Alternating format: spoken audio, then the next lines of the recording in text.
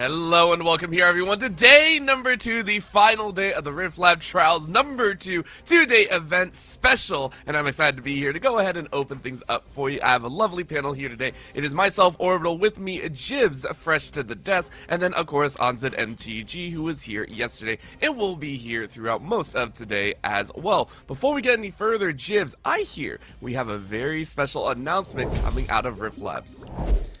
Yes, we do. We've got some super exciting news from the Riftlab team.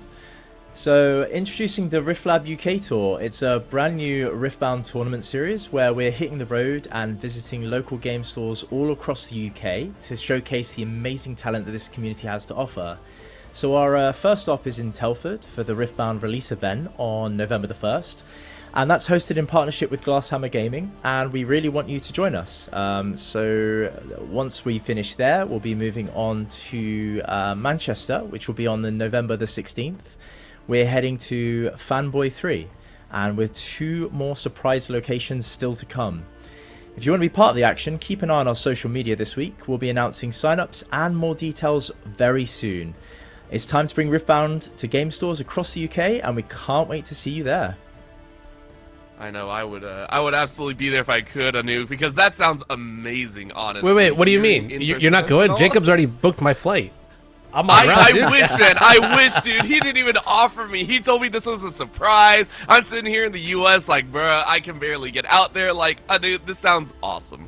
Yeah, I'm a huge fan of this paper Riftbound stuff. And you know, looking at the quality that Riftlab Productions Jacob has put into the online version, like we already know that the paper port is going to just be even more fantastic. So I'm super excited, very jealous for the folks over in the UK. I hope you all enjoy. Yeah, I'm super excited to be hosting some of it as well with Jacob. Hey. And the next 2 events, you know, we're hoping to maybe open it up in different areas. We haven't figured out exactly where, but maybe we could grow it as well. And yeah, eventually it'll be great to have you guys and others from across the pond to come over and visit. Hey, maybe we get the chance, maybe not. Either way, though, it is going to be a treat and a half. So please go ahead, check out the Riftlab socials, get excited, and also get involved within the community as well. We're always looking to add people into the community if you want to learn more about the game and also see some of the awesome players that are currently playing in said tournaments right now. You can go ahead and get in touch with them and see how it goes. Because I mean, listen, maybe next time we could see you on the Riftlab stream playing for some awesome prizes here today, which is exactly what we are going to be giving away here. First, second, and third and fourth will be getting a myriad of prizes, namely a custom playmat, which you can see for first and second, as well as a couple journals, first, second, as well as some awesome picture borders on the Piltover Archive website to showcase that you have won here in the Riftlab tournaments, and then as well as a digital edition copy of the Codex of the Arcane. Guys, Yeah, this looks super, have you guys super cool. Have you seen the Codex journals? So I talked about this yesterday, but Blev posted a screenshot. So he and I did commentary last time together, and he posted a screenshot of his journal, and I was just like, it was like oozing with swag. I'll just say it. I'll leave it at that. It was oozing with swag. Hey Jacob, this is my official call out. Can I get one too, please? Thank you. Hey, add me to that list. They do seem really awesome. I can't wait to see the look on people's faces when they get this super awesome prize support, and you know, hopefully we'll get some ourselves. You know, as you say, Jacob, sort us out. All right, you know what? I'll add my name to that pot. Please, Jacob, I know it's expensive to ship over here to the U.S., but please, can you just, like, send me something? I would love that. Either way, though, they do have to play for those prizes, which means we are going to see some amazing games here today. Now, as I mentioned earlier, we are having two more rounds of the Swiss bracket, which means we're going to be seeing some of the top players that have so far made it here in the Swiss bracket. Some of the players will be 5-0, 6-0. Some players are going to be 4-1, 5-1, or 4-2, 4-5. I don't know. We'll be moving through the rest of the bracket, and you can see here the number of decks that have been played so far. Obviously, Kaisa Yi is rocking out at the top, 24% and 14. But we do have a treat here today, as I have gotten word anew that we have a very unique deck that is going to be here as a 4-1 status. Wow, and it looks like it's AHRI, which is great, at the hands of Presto. So this Calm Mind Legend ability is when you're attacked, enemy units get -1/-1 to a minimum of 1 might. And looking at this build, this is something that is very similar to the list that made top 8 in the final China regional. Notably, you have AHRI Alluring as your chosen champion, and this champion lets you... When you hold, you can score an additional point, and that actually works really well with the very, very last card in the main deck, a 3-of copy of Time Warp, which is crazy to see. Jibs, do you have any thought on this list? Yeah, so this is a super fun deck. It's got a lot of interesting choices from what we can see here. As you stated, the Time Warp 3-of is crazy, but I love it. Let's just get this game over and done with as quickly as possible. But there's also some interesting tech that we could see. Some new units that I don't think we've seen on stream before. We've got a Jeweled Colossus in there, 2-of, and he also has 2 interesting... units there on the sideboard. I can't quite read. Oh, the Mage Seeker Wardens? Yeah, those are really cool. Yeah, super interesting. So while I'm at a battlefield, opponents can only play their units at base, and while I'm at a battlefield, spells and abilities can't ready enemy units and gear. So this stops things like, I guess, Dead Blooms or even Darius is coming straight in, being readied. So some really cool tech options here, and hopefully we'll get to see them in play soon. Yeah, and on the flip side, we got Kedjius rocking out with the Kaisa, and this one, I mean, we all love it or hate it, depending on if you play it or not. A noob. Sorry.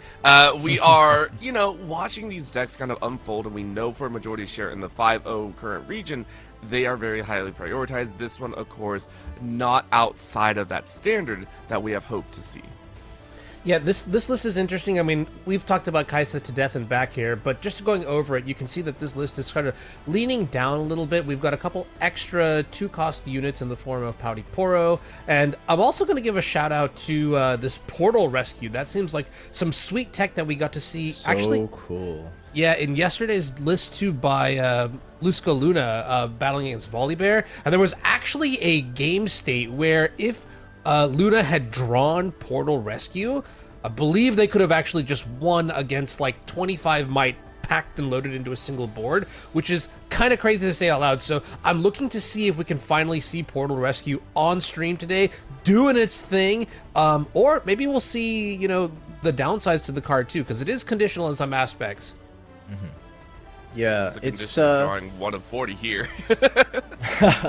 It can be quite tough to play at the right times. I guess if you're stuck with that card early and not having things like a Sprite Mother or a Thousand Tail Watcher to play with, it can be pretty difficult to get rid of it. But hopefully we'll see some good play. Yeah, I like it. I love it too. Go ahead.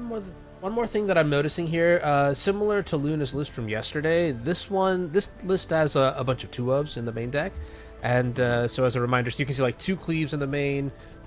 2 smoke screens, yeah, even 2 retreats, and with the 3rd copies all in the sideboard. I guess the same thing goes for Sprite Mother as well. And this sort of speaks to me as a deck that is trying to do bits and pieces of everything, something that is going to be, like the jack of all trades rather than the master of one. And in that sense, I think it's going to be very stressful here for Kedjius, because when you have fewer tools to execute certain exchanges that you're looking for, you really have to pick your battles carefully and wisely. Well, the end of that quote is, yes, jack of all trades, master of none, but better than a master of one. So, we give credit to those that try and break out of the variety pack of the standard status quo. But I do agree that when you get too many hands in the cookie jar there, you do tend to trap yourself a little bit, which is what we're going to be watching for. Is it going to happen? Both these players currently sitting at 4-1, hoping to rise to 5-1, but one of these players will drop down to 4-2. Battlefields on the table are the Dreaming Tree and Reaver's Row, both of these being used to try and kind of accelerate your draw rates and really keep your hand full, especially with the cycling that Kedjius is going to be laying down here. Hey, I'm going to put you on the spot here, Jib. AHRI versus Kaisa. We've seen both of the decks now. Who do you think is going to come out ahead here in the first game? So it looks like Kaiser is going to be going first as Presto has drawn that extra rune. So I'm going to go with Kaiser here. I think if Kaiser manages to get control of that Dreaming Tree, it's not only going to be utilizing it far quicker than the AHRI will, but also AHRI prefers to be stood on a battlefield before their opponents really utilize the legend ability and then start buffing their own units and debuffing their opponent's units. So it's going to be interesting. We've seen a quick start. Both players do have a 2-drop, which is certainly important. So yeah, oh, okay, he's not gone for the Dreaming Tree. That's interesting. But I guess he's going to play the Sprite Mother here and just go for tempo. So that also makes sense. But yeah, we'll see how this works out. I like it. You go ahead and start off strong. As you mentioned, hey, maybe not going directly for the Dreaming Tree first, but just, as you said, try and populate the field a little bit more, which makes sense when you go against Presto, who, again, is all about shifting. We know how tricky an AHRI can be if you're given a single battlefield. So being able to cover both at the current moment and forcing some of these contests, I think is a very appropriate answer. Of course, Presto, though, goes right back, takes over that Reaver's Row, starting to try and get control of the battlefield. And I feel like this is going to be the name of the game, is constant swapping of units, utilizing that Reaver's Row to bounce units back and forth and consistently duel out your opponent. Yeah, it's really interesting. I think the dynamic that Reaver's Row creates here, though, is especially when you are trying not to overcommit to this battlefield, you really only ever want to put one unit in, right? Because you want to be able to protect it safely.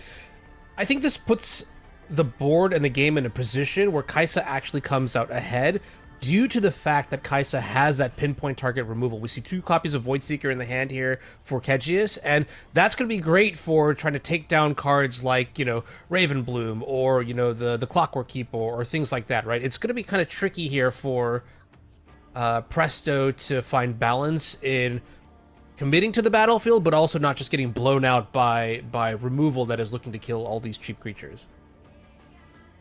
Yeah, and one of the ways that Presto can actually play around these spells is his own. So he can buff this Ravenbloom student quite far up, which he's already started to do so by playing a Find in the Center there. That allows the student to go up to 3, and basically a Discipline can be played now to put that up to 6, stopping the Voidseeker. But looks like Kedjius has decided just to play some more units, which I think is the correct play here, to start and continue to push these battlefields. Yeah, and that makes a lot of sense too, right? Like if your opponent is playing cards like Find Your Sensor to go wide on runes, that means they're going to play like big haymakers, and you may not necessarily have big haymakers of your own in the Kai'Sa deck. Like you've got Darius and you've got Watcher, sure, but those are relatively manageable. The next best thing that you can do is sort of load up on the board so that when your opponent starts to bring out the heavy hitters like the double foxes that we see in the hand, you're going to have something to retaliate and fight back with already ready to go. I feel that having the double Watchers here, though, always feels a little bit rough. We're going to see those sit in hand, I think, for a little bit longer, especially with twin Voidseekers on the other side as well. You can use that to be a very nice denial tool against what Presto might slow down. And right now, Kedjius is saying, I don't need to worry about that. You have a smokescreen in hand as well to go ahead and deter, and you're going to be drawing up a few more behind. There's that Poro that you were mentioning before, Anu. Kedjius drawing that one in hand, being able to stack out with even more in terms of that base impact, adding to the 3 that are already in hand. And you can see there and say, hey, we can also deny yet another if I want to go back to that Reaver's Row, or if I want to go back to challenging for 2 points instead of just 1. Kind of interesting. We talked earlier about how this exchange here, Voidseeker on the Ravenbloom student, can be countered by something like a Discipline to give the Ravenbloom functionally +3 might, but I'm seeing some sort of lost value here. You know, we did put Dreaming Tree down as our battlefield of choice here from AHRI's side. Not being able to extract that extra card from the Discipline is a massive win here, I think, for the Kai'Sa player. Yes. Yeah, I think I am quite surprised that Presto did push into Reaver's Row in his first turn. I think he perhaps could have played the discipline in turn 2 to push into Dreaming Tree, or at least push into it, then use it to push the sprite out. But perhaps he decided he could just push back in with his units later on, which I think is going to be a bit more of a struggle. So he's losing a bit of tempo value here and allowing his opponent to push into this Dreaming Tree. It looks like turns still with Kedjius here. He can decide to push in, but he could be scared to against the Watchers that he knows are coming potentially next turn. Yeah, drilling down into that, Go assessment a little bit more. I'm also thinking about the impact that Sprite Mother had on turn 2 to almost force the Raven Bloom to go into the Reaver's Row. You know, when you put the 3-Might Sprite into the Dreaming Tree, you see that there's another 3-Might unit in the base ready to come in, and you don't really want to pick a fight that requires you to overcommit. So kind of a weird bind that specifically Sprite Mother has put the AHRI player in. That being said, there are a lot of things to consider, like, you know, the attack trigger from the legend and things like that, but sounds like Presto may have not wanted to pick a fight there, which I guess now that I'm thinking about it, you did have Discipline in hand, and I think a copy of Stupefy as well, so interesting choices all around, yeah. Now we're starting to see that build up though. Presto starting to cover a little bit more of that territory, of that ground. Maybe a little bit happy, but knows a big wave is coming. And I did want to posit the question here. Both these decks obviously maybe a little bit faster off rip, and you mentioned that tempo advantage, trying to gather that usage in there as we do go ahead and see the Stupefies in hand to be utilized here, as well as a Defy if you wish to play. But there's that Time Warp that is very specifically almost a win con back there. Try and go ahead and gather up some extra points, almost make a fast push into that 8 realm. You were mentioning tempo. Both these decks almost feel like they are meant to be played against others instead of an AHRI versus Kai'Sa matchup. Yeah, and I think the actual Time Warp allows Presto to get back into this game even from behind. He could push into one battlefield that does have all these units with the Watcher, try and protect it with some defensive spells, and then play that Time Warp. It might not win him the game, but it will certainly put him back in. It does look like he's struggling to find those buffs though. We've only seen one Discipline, a couple of Stupefies, which are nice, but I don't think those are going to be as impactful as seeing things like Unguard and Discipline, which those are the two cards you really want to have in hand when you have those runes up. Orbital, you brought up a great point, which is talking about, you know, how these are probably designed, these decks, AHRI and Kai'Sa, are designed to battle against other matchups. And I think that's a great nod to sort of the impact that Dazzling Aurora has had on the metagame coming out of the final Chinese regional.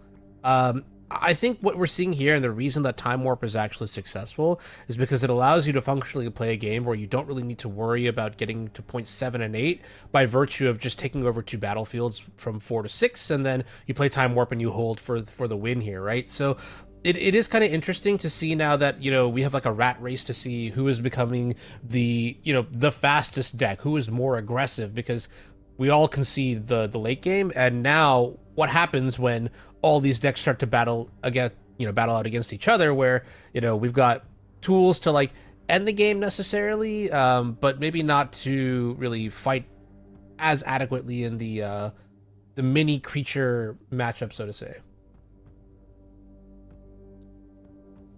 Rough thought to think about, and I appreciate that. I'm glad I'm glad I brought up a good point. I'm always happy about that one, but it was just kind of crossing my mind. And right now, maybe even Presto is sitting there going, dang, I didn't expect to meet such a creature haul here. 5 currently in pocket. Kedjius also kind of wondering exactly what they want to play down. They go ahead and set 1 soldier over there on that Dreaming Tree. It is going to be dropped a little bit in power, and you know there's going to be at least 1 or 2 other spells and reactions in hand for Presto. So you are just kind of waiting and biding your time. You're almost testing the waters right now in this battlefield. Yeah, and I think he wants to see what is going to be played here. Presto does go for the retreat. I think that is the correct play here. Stupefy is not really giving him much value, whereas you get the drop and you channel a rune exhausted. There's the Unguard. A little bit late. Unfortunately, Presto is fully tapped out, but he is on a Reaver's Row with his student, so he can protect that. The Unguard will definitely come into play next turn, I think. He will go up to 11 runes, which is huge for a pushback. Being on 4 points means he could then potentially take that up to 6. We're going to see now whether Kedjius decides to really stack these battlefields with these units. That'll probably be a mistake if he does play into the Watcher, but he is going to push and try and trade here. Well, see, I think this is where it gets really cool to sort of break down why Time Warp is successful. Another reason, right? When you combine the double bind of my opponent's at 4 points, Presto's at 4, and if Presto goes up to 6, we run the risk of losing straight up to Time Warp and a double hold, right? In order to counter that, we must commit our units to the battlefield to push back something like the Raven Bloom, to push back something like the Clockwork Keeper, because we cannot have Presto get to 6. And when we commit our units to the battlefield, that suddenly unlocks a window where Presto gets to pivot and say, well, here's my Fox. What are you going to do about it, right? I think also like playing the Chosen Champion into base this turn is a big indicator that we have some sort of Time Warp shenanigans in the deck, and also in the hand, more importantly. It is open deck list, so we do know that Time Warp is available for day 2 at least. But specifically playing AHRI this past turn it would set off red flags in my mind that there is a Time Warp coming down the turn next or the turn after. Yeah, and as you pointed out, your opponent is going to be thinking about that from Presto's perspective. But I wonder from Kedjius' perspective, he also has to think about all the other spells as well. And he also has to consider the Watcher. So with that in mind, there's quite a lot of units and spells that he has to consider when playing ahead. So I'd be really curious how he plays this. And it's now over to Presto. Let's see how he pushes this turn. So it is going to be that final clash as well. It feels like Kedjius is currently on 6, meaning if Dreaming Tree and the rest of what Presto has in hand isn't able to yield extra cards that you want to utilize here, Presto's in for a little bit of a challenge. You know you have to burn some of these units that you currently have out in your base. You need to have a little bit more oomph. And considering there's maybe 1 or 2 spells behind, you have the Void Seeker as well as that smoke screen. You know you're in for a rough one. There is going to be an exchange here being given, because if you lose that 4 might with the smoke screen, all of a sudden that AHRI is going to be in for a rough turn. All of a sudden, that extra on the back end, you could lose that momentum that we have constantly talked about when it comes to trying to take over this game. Good news is, though, for Presto, you have amassed 11 runes untapped right now that you can expend across the board if you wish to get a little bit fancy. And it is going to be that on guard to buff up here and give a little bit more credence to this battle outcoming. Yeah, I guess I'm kind of curious this turn. Are you actually going to play Time Warp or not? And it sounds like Presto is actually just playing it the way that I would like to play it as well, which is bide your time and find a more opportune spot. Don't force it or jam it just because you have it in your hand and you can play it. Guarantee that you can actually extract the value out of Time Warp. Otherwise, you know, the card's really just not doing anything. Taking an extra turn, drawing an extra card doesn't matter unless there's like an ability that you can or an effect that you can, you know, juice out of the card, whether it's holding a point or you know, maybe getting to develop your units in a advantageous combat or something like that. Yeah, I think what Presto is wanting to do here is try and avoid using more than those 10 runes, which he's probably realized now with the smoke screen coming out that he's not going to be able to. He could still try and continuously trade here and try and get that AHRI into the Reaver's Row, putting him in at 5, using the Time Warp, going to 7, and then next turn conquering the next battlefield with a Watcher. Now, I'm not sure without doing some maths if he could get away with this, because there is that Void Seeker to stop one of those units trading. I think he's going to have to accept that this isn't going to work out and play around with it, but I could be wrong. He might be able to do it. If he pushes these 2 units in, he'll have 5 might. The Void Seeker will take it out, but then the AHRI could trade. So it will be interesting how he plays this out now.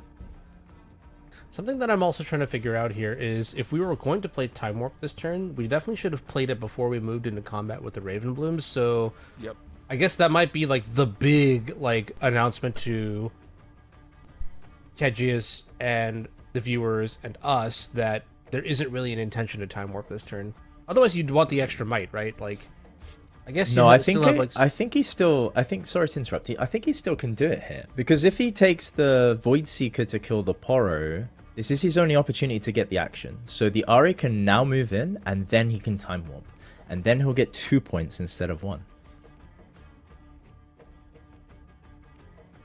That's so cool. You're right, because the showdown doesn't allow you to target the AHRI here off of Voidseeker, and moving AHRI into the Reaver's row once you've already conquered it doesn't trigger a showdown. So this is brilliant sequencing here by Presto. Take notes. Take notes. Very good. I'm telling you when I say this that the players have brains larger than any of us a lot of the time, and yet it's so cool watching it come to fruition here. And there's going to be the time warp. You guys are talking about it. There's the tap and a half. Bring out the big guns. Get another turn. Drop off 4 runes. And that's a hefty push up Presto, saying, okay, let's tie things up. Bring out the Watcher. Let's go ham. Bye-bye to more. And Presto takes it home. Yeah, he did exactly what I thought he would, and he played it perfectly. Well done to Presto. He completely figured out his sequence of play, and yeah, smashed it. Yeah, I have to wonder if there's a world where you just let the AHRI come into play, let the time warp go through, and then try to fight against the Thousand Tail Watcher. No, you can't even do that because your hopeful goes down to 1. So yeah, it's like deterministic there that there's lethal on board. Very well played here. Jib, walk me through a little bit of the sideboarding here from the Kaisa side, and then let's explore what's coming in from Ari's Presto's Ahri. Sure. So what he's probably going to have to think about is the tempo play that he went with the Sprite Mother did work fine, so I don't think he's going to need another Sprite Mother here. To counteract some of the spells, the smoke screen comes in clutch, because those buffs, although it's only a 2 might half the time, those buffs are going to hurt. I think he should definitely bring the 3rd smoke screen. Cleave can also help this, and I think he's going to want 1 or 2 rains.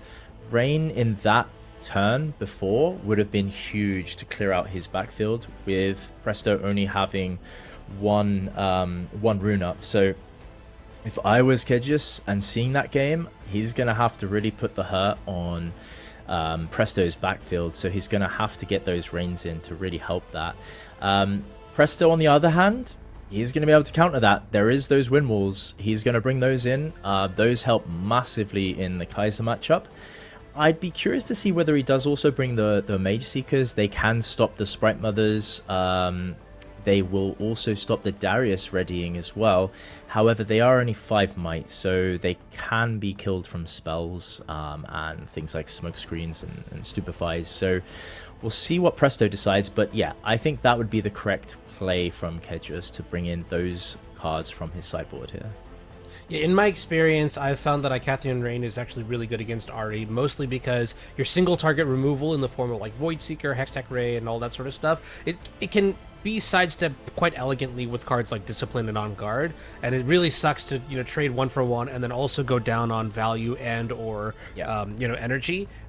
Really just not good when you're making tempo negative plays like that, right? Icathian Rain just kind of doesn't care. Says, hey, you've got a bunch of weenies. That one dies, that one dies, that one dies, and that one dies as well. I'm gonna also give a shout out here. One thing that I noticed was really missing from game 1, Falling Star. We didn't see Kedjius cast a single one, and I have to imagine if we had access to even one of those, it would have been fantastic for just getting rid of a lot of the extra stuff, like maybe pick off an extra Ravenbloom here, or pick off the Clockwork Keeper there, and simplify the game state in a favorable way for Kedjius.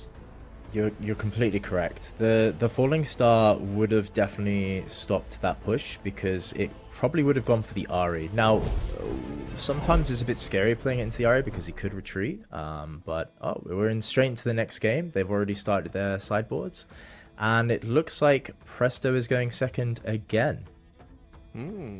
Okay, love to see it. I'm gonna shout it out right now. Trifarian War Camp coming out of the AHRI deck is a fantastic countermeasure to Kaisa, and I love to see innovative tech here from the deck building perspective, using this battlefield to combat cards like Falling Star and Voidseeker.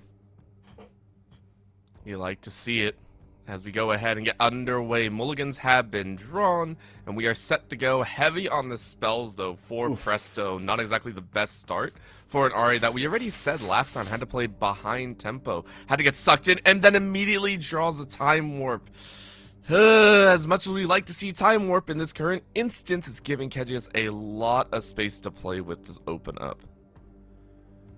Yeah, looking at the opening hand here, we got Falling Star and Hextech Array. We also have the Noxus Hopeful. So honestly, like all things are going according to plan here for Kedjius. I want to see if we can actually execute on having a lead early, or maybe the RE deck lines up so well against Kaisa that even if you miss your unit on turn 1, you can still cobble together, you know, some crazy comeback thanks to the power of Time Warp. It will be tough for Presto from this point. However, it looks like Kedjius also is in a little bit of a pickle, perhaps from his sort of turn 3 onwards. He does have a lot of spells, but obviously no targets. But I think Presto is going to want to put down some units soon. Otherwise, that Falling Star is going to get a lot of value. There's the Watcher. There's still no unit down, so he's going to have to use a Stupefy to draw a retreat. That's super unfortunate. He's disciplining. He's really trying hard to find some units. He gets the Sprite Mother. Unfortunately, that's still not what he wants. I think Presto is going to be pretty far behind in points here. But as you stated, he does have the Time Warp. He can always come back. It's just going to be a tough sailing from here on in. Yeah, you know, it's kind of interesting to see two things. First, that we elected not to use the Stupefy or the Discipline on the Pouty Poro when it started to show down in the prior turn. I wonder if we could have maybe played one of them. You know, I think there was the hope from Presto's side that, oh, I'll just draw a unit for my turn, but then we ended up spending both anyways, so mitigate the risk there, but that's a very hard call to make, and I cannot say that one is correct or not. The other option that we had that turn was to play AHRI Alluring, but you can see that Presto is cognizantly aware of Falling Star and thus choosing not to do that. And I have to respect that, you know, just play consistently. If you lose that AHRI, you really can't get her back. So tight gameplay here. Yeah, I think he decided that the value of the deflect would have hurt him more with using Discipline and Stupefy on the Poro there, losing a lot of value and a lot of his runes. There's the smoke screen that I was on about earlier. Really important card for Kedjius's Kaiser here. Means that Presto is still not scoring a point. Really tough situation to be in. Kaiser goes straight up to 5 points. It's 5-0. Presto on the back foot. It's looking pretty difficult for him to get back in this game now, as Kaiser can now pull back, ready more units, such as the Hopeful there in hand, and he still has the Ray and Falling Star to deal with the backfield if Presto does somehow manage to find some units. Oof. Correct me if I'm wrong, Orbital, but both of these players are 4-1? Yes, both players are currently 4-1. Okay, and so with intentional draws, this is functionally a win and in round for top 8. So yeah, a lot of the line here, and I think this is probably the worst moment where you can see the downside of this big AHRI build. Look at the hand here for AHRI. We've got 2 copies of Time Warp. We have the 1,000-tailed Watcher, which we can play if we want to, but you know, it is chunky. We can't hold up retreats and on guards and things like that. And there's one of the downsides here, whereas like you've got a fatter top end, but when you draw it at the wrong time, it can really cost you. Yeah, you're completely right. Unfortunately, he doesn't draw a single 2-drop thus far, and he clearly doesn't want to bring his AHRI down because he is scared of that Falling Star. He could potentially play it into a camp now that he has got through the Hex Ray. There are no further actions from the Kaiser. But with a double Darius being able to push, potentially going up to 14 might, that'll be hard to defend. And it looks like he only has the 1 on guard to protect his units. He's got the double Time Warp. So maybe there could be some interesting plays. Oh, there comes the retreat. Decides to pull his unit back and play it again. Oh, I like it. I like really it. Be able to draw points. draw the sprite out at least, just to use to cover one of the battlefields for the moment. It's an appropriate call because you know you're getting strangleholded right now. So you are, in all essences, this is kind of desperation coming out, and Kedjius should recognize this as well. Yeah, I think the point lead here is just so massively in Kedjius' favor that not only is Presto forced to make these kind of plays where we're like, you know, scrambling to get our first few points, you can also see Kedjius is just chilling. We took a whole turn off to play Darius, you know, and didn't really care too much about it. And we saw this in game number 1 as well, where Kedjius actually spends a lot of time on development in the correct moments too. As we see, wow, double Darius getting readied here, yeah. And I like to see it. You know, this really does show you like the classic pattern in Riftbound, which is like, all right, attack, pull back, develop, attack, pull back, develop, attack, pull back, develop, and that ebb and flow, Kedjius has completely mastered in this game. Yeah. All I heard is you want Nami in the game, by the way. Ebb and flow, I like it. I like it. Perfect. I'm in favor of that. It does look like Kedjius has pretty much got complete control of this game at the moment. He's got so many units at the back. Presto does have the double time warp. He's not going to be able to get mass value here. He could get one off. I don't think he's going to be able to stop the push next turn, which is a pretty tough spot for Presto to be in. He might be considering, you know what, let's just start prepping for next game, or he might have some play left because he is still continue playing, so... Yeah, I don't mind playing the game out here, by the way. I mean, it is potentially helpful. Though the deck lists are open, you might be able to learn something about how Kedjius has sideboarded specifically, or how Kedjius will play. For example, you know, maybe we'll find out, oh, he held a falling star this entire time, or he knows how to make a play with retreat and Darius, or specifically chooses one. Like, there are reasons to play it out, even though this is functionally locked up here for Kedjius. I do like playing it out to see what other bits and pieces you can extract here. If there are any Reed Duke fans, you know, the never surrender attitude, I can get behind. I mean, we can get behind the never surrender, but also understanding when a game is lost, I think is a very appropriate skill to have, is to understand where things have gone a little bit awry and understand that things did not go your way. It's not bad. It's a symptom of TCGs in general. You sometimes get drawn a good hand, and sometimes you get drawn a really bad hand. At this point, for Presto, you made the best out of what you could, considering for 2 turns you were basically nullified in anything, and for Kedjius, that just allowed them to push out. This is why Kaisa is very good in terms of taking over any sort of game and given a lot of space. We're seeing Kedjius currently on 7, and at this point, it is all formalities. He's going to be prepping this push now. I think he's doing his final calculations. Does have that falling star in hand. Obviously play that 3rd Darius, which is horrendous to see. But yeah, I think he's just making sure that there's no plays that Presto can do. Presto does have those 4 runes up, so there's plenty of spells he could play. So I think Kedjius is just making sure that he plays correctly here. And as you stated earlier, it's good that both players are playing this out so they can get as much information as possible from the way their opponent plays and certain specific plays that they might make. Yeah, interesting. It looks like we went after the... Did we go after the Sprite Mother twice there? I think so, just to play around something like Discipline and then just send 21 points of Trifarian energy into an unfortunate eggplant. Overkill. Really wanted the eggplant salad.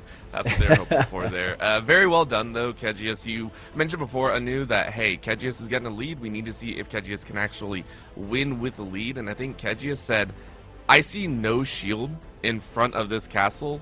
I'm going to take everything. I think it was played very appropriately, even without the Acathian Rain, which I believe, Jibs, you were mentioning we wanted to see it in the deck. I don't think I saw a single Rain in there. And still Kedjius came out in favor. Was that more a symptom of Presto not drawing, or was that Kedjius would have done well either way? And I'll pose that to both of you. I think the draws were certainly against Presto in this game, but of course we can't always blame that. I think, yeah, Kedjius had a plan. He saw his hand. He played around it correctly. He pressed ahead, got the lead. I guess he may or may not have put the reins in his deck. But keeping that knowledge back, especially from both players, you know, do they have the wind wall? Do they have the rain? Have they put the Mage Seeker in? You know, that's the interesting thing. If they could see each other's deck list, then they're going to want to know for this 3rd game, will they have it? Will they play it? Yeah, I want to go back and revisit that turn 2 play. It wasn't a Pouty Poro that went into the battlefield, right?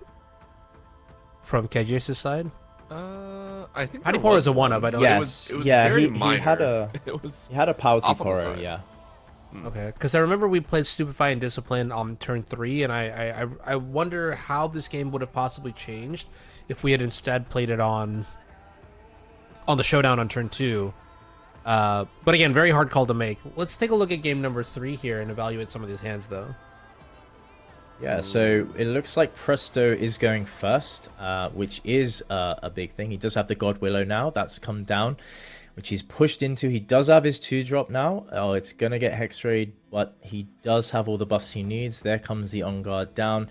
Super important here, okay? That is a really close call there for him to have the On Guard. Having a Hexray and killing that Pouty Poro, not the Pouty Poro, sorry, the Poro there with the shield, means that he could actually hold it with 3 might if he was to be pushed into. So it looks like Kedjius is not going to be pushing into that one yet, which means that Presto does get to draw an additional card. That is huge for Presto to get exactly, or at least hopefully, what he needs. And that's the adjustment that we were talking about. Number 1, this is a huge shift from game number 2, where Presto wasn't getting anything, right? And now you are forcing your draw hands, which has that sprite in there. Something that, Presto used to great advantage before, was able to kind of dance them in and out, and make sure to have the extra sprites behind with temporary. But well done to Presto for starting things off very, very quickly. And for Kedjius, not exactly having the major units as before, not having as many to stack up, obviously not drawing. The Darius instead has the thousand eye watcher, so a little bit different paces by both of these players here in game 3, as well as with the Void Gate and Grove the God Willow. Yeah, really interesting, because now we've successfully started the snowball. I think, from Presto's perspective, we want to continue the snowball. We have a couple options available to us. We could play the Eggplant into the Grove, we could play Sprite Mother into the Grove, or we could do something probably more unhinged, but like play the AHRI Alluring or something like that. I'm not really sure which of the two options are better here. If we play Tasty Eggplant, we make combat seem very unenticing. You don't really want to kill the Fey Folk. And let that kind of rune development and card draw go in Presto's favor. On the other hand, Sprite Mother allows you to keep open both Defy and Stupefy. One thing that I will point out is that no matter what you do here, this wind wall looks very difficult to play, and kind of makes me wonder whether or not this card is good or bad. It feels like a necessary evil, but clearly you can see from this side, like it's not performing too well right now in this spot. He probably wants it in hand just in case he does face off against a Falling Star or a Rain later on. I think it's the correct choice to keep it in hand. I believe he didn't mulligan it away. But he's going to keep a hold of that now. I think he's decided to not play the Sprite Mother yet. He's happy sitting there with his 6 runes up. Really means that Kedjius has a lot to think about here. If he does decide to push into this God Willow, does my opponent have all these different buffs with 6 cards in hand, 6 runes up? That's going to put a lot of pressure on Kedjius to decide what the correct play is. So I think this is brilliant from Presto. Playing a bit more reserved, keeping his cards to his chest, and letting Kedjius run into him. Well, here's my concern, right? Which is that when you look at the total amount of runes we plan to spend here between the Wind Wall, the Stupefy, and the Defy, it's 6. It lines up pretty well. But the downside is that we didn't have on that turn triple green to play both the Wind Wall and the Defy. I kind of wish we had seen some sort of board development there. One of the things about Windwall that also, I, as a counterspell gamer, a lot of the times when you have to hold your counterspells up and just pass the turn without actually making any development, you won't see the impact maybe necessarily that turn, but 3 or 4 turns down the line, you're like, well, dang, there's 4 energy here that I could have used to play a Sprite Mother, and I don't have that available to me now. So we'll see if it comes back later to bite Presto, but so far things look good. We still have the Grove secured. There you go.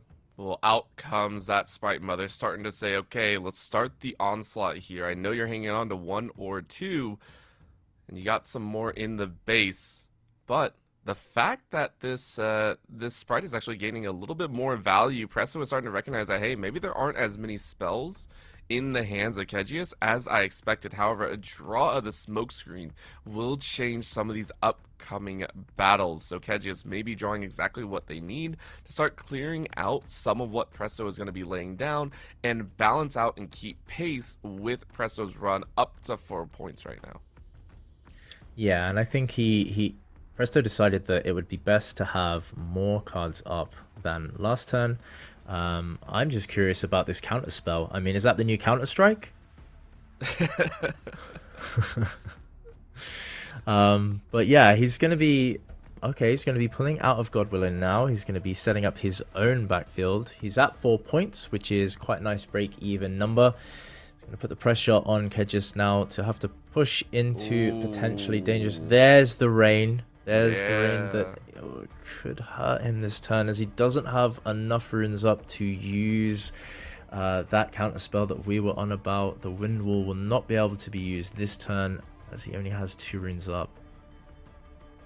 I mean, and this is where, you know, I feel for the pain. I mean, let's be clear here. Top deck, Icathian Rain. All right, it was a top deck. It's fine. It happens. I have a feeling that the way Presto's been playing this game is that he's trying to get like a pulse on what could be in Kedjius' hand, comes to the conclusion that you don't have Falling Star, you don't have Icathian Rain, so this is the one turn that I'm going to pull back my units, you know, and not keep open the Wind Wall.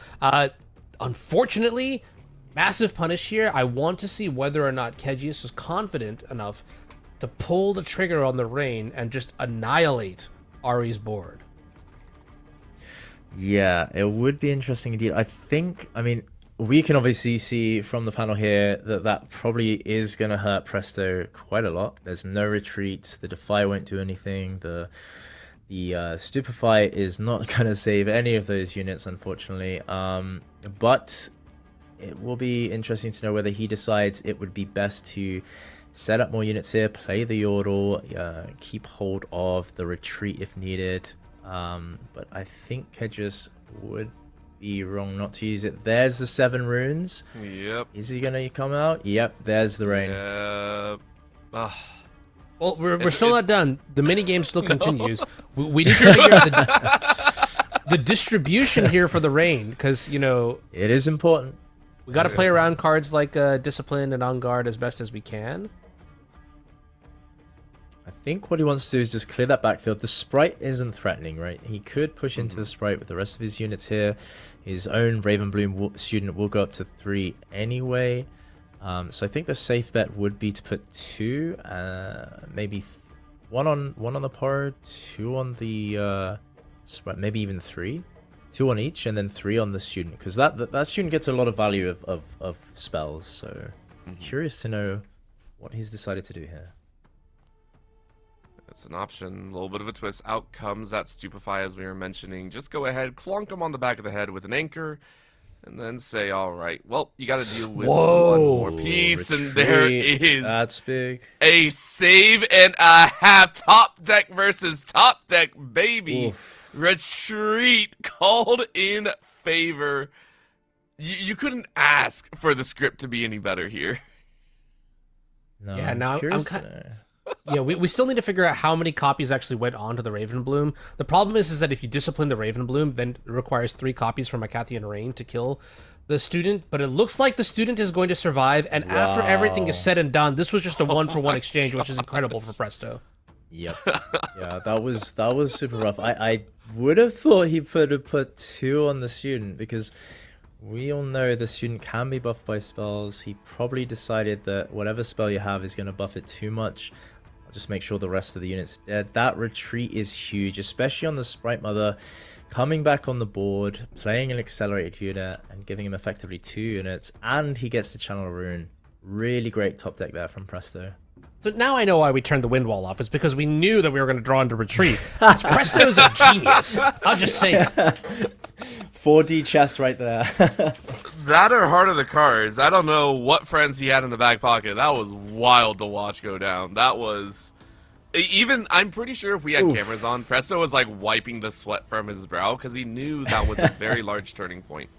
And the fact is, Anu, you were mentioning before, Presto was checking what Kedjius had, was trying to gauge the deckhand or the hand strength at that moment, and we knew that Kedjius top decked that. So that entire exchange was basically off that singular turn. It was a wild watch to have, and now Presto is going to go ahead and throw out that tasty, say hello and welcome, hope you kill me, that way I can draw some more, and there's a time warp, the second option for Presto now to get even crazier in the backlines.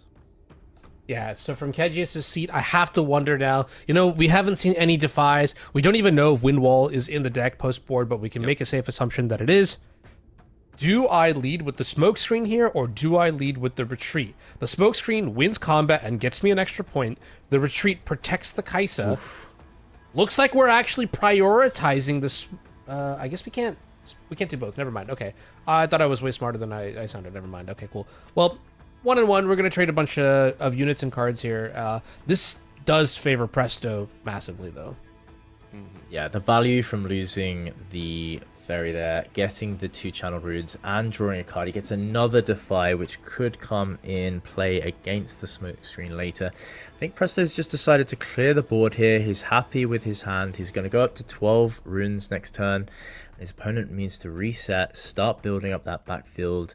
And all the tempo is now in Presto's because he has a lot of accelerate units and he will have plenty of runes later on to play that time warp and potentially take this game.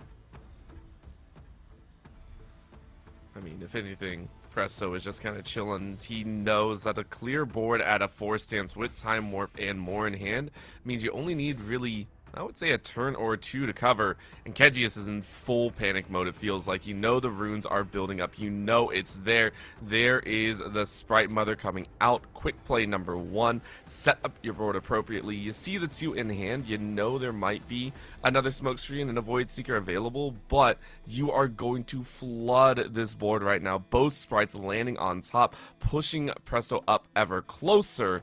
And on next turn, it's execution. Kedjius knows your time is very limited right now.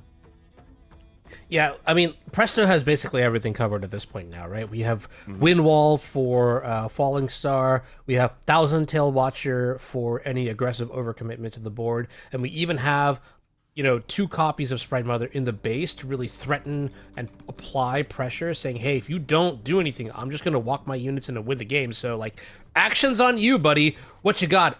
And the secret is it doesn't matter because everything is covered. He's got all the cards in place here. He's got his Watcher ready to push in next turn. Unfortunately, Kedjius does top deck another Smokescreen. That's not really going to be helpful here. The sprites are going to be still pretty tough to push. I mean, he's going to have to use a Smokescreen preemptively. Could go with a Cleave on one side to buff up one of his units, but unfortunately it looks like that could also be defied as well. I mean, one of those spells are most certainly going to be defied, and the next turn you've got to defend against a Watcher plus those 2 Sprite Mothers. I think that's going to be pretty tough for Kedjius to do. You might have to just try and focus on one side. The issue with that though is we know that Presto has that time warp, so it can sit on one side and then with the game. So I'd be curious to see how Kedjius gets out of this. I don't know if you can, quite honestly. You're going to try, as we mentioned before, all the way back in game number 1. Listen, you don't go down without swinging. You are going to try and punch your opponent in every which way. The problem being, there's only so much you can punch, especially with sprites who are squishy and tend to duplicate, at least in my experience. So for Presto, this is kind of that final walk here. And I just want to posit the question here. This is the first time that we're seeing an AHRI deck here for Riftlab Trials 2, at least on stream. There were 4 total that signed up, which is decent, I would say. It's not a bad percentage in there, considering we had I think a random Jinx in the Legends department. So taking a look here, how do we think it fared against one of the more standard Legends that we see about, which is that Kaisa overall, considering Presto here is set to win? I really do like AHRI's position in the metagame, and I'm really excited to see Presto take a risk here and bring what I consider an underexplored archetype. You know, we also saw Annie in the last round of yesterday as well, and in the same way, I do get that sort of excitement that there's a way to sort of break the mold of just Kai'Sa, just Yi, introducing, you know, these Buster Legend builds that are showing great reasons to pick up and play these decks. Like, I mean, Presto is also, let me also be very clear, this is also very much so a pilot diff. Like, Presto has played this deck very, very well. But I do think that in blue-green, this match has showed me that there's something there and that we should definitely look into it as much as we can. Yeah, that's pretty good analyst. I think that blue-green is certainly a great combination with debuffs and buffs. Having access to units like the Tail Watcher, fantastic card. There's the Time Warp. Presto pushes straight in and clears the game. That is 2-1 to Presto. Fantastic game. Both players doing really well there. Unfortunately for Kedjius, Presto does take the win with that Time Warp yet again.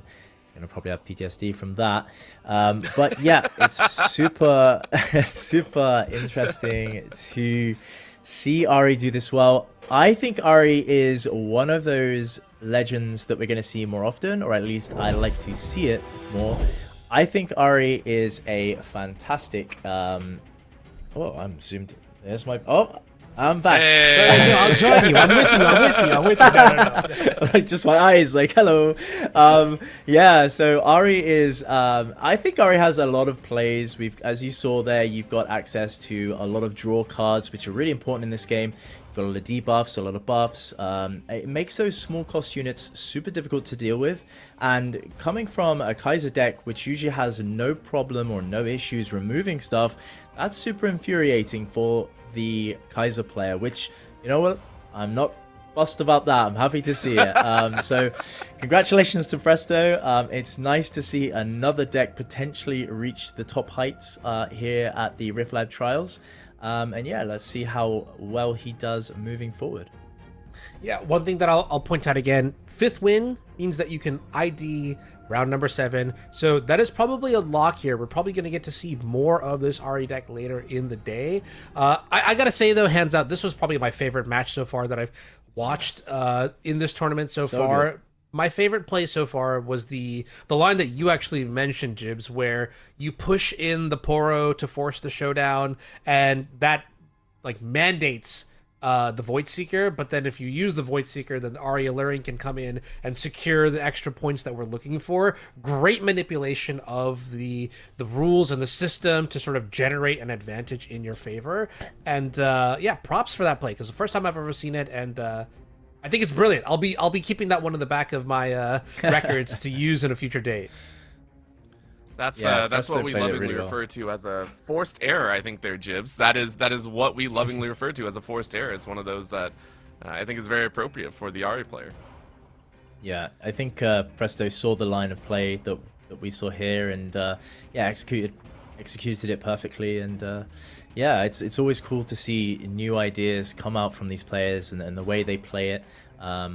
You know, I saw the line. I have played against this AHRI deck, so I have been on the receiving end of it personally. But it is super strong, and I'm keen to see how it sort of moves on forward. I'm sure there'll be other decks and ideas that we'll see from these top players to give us even more game knowledge. So let's look forward to this next match coming up soon. Yeah, I'm excited, so we'll go ahead and go to a short break. When we come back, we are going to have round number 7, the conclusion, and maybe we get to see some of the 6-0 players or maybe some more 5-1s. Either way, you know it's going to be a treat, because later on we have the quarterfinals, semifinals, and grand finals to crown our first, second, third, and fourth of the Riftlab's Trials 2. So don't go anywhere. We'll be right back.